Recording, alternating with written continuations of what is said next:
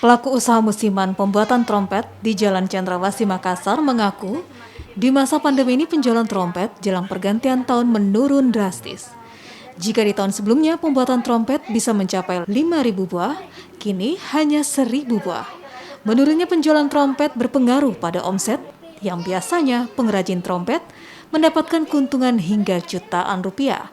Namun tahun ini hanya puluhan ribu rupiah lantaran kurangnya pembeli. Untuk tahun ini tidak ada pesanan sama sekali.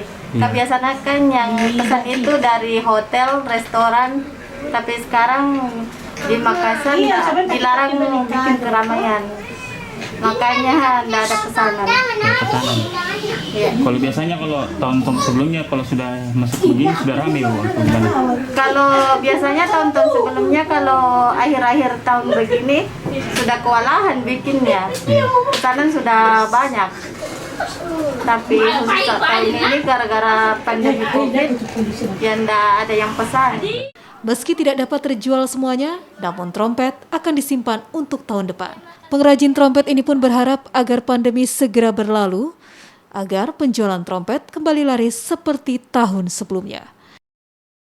Arif Tirtana, Kompas TV Makassar.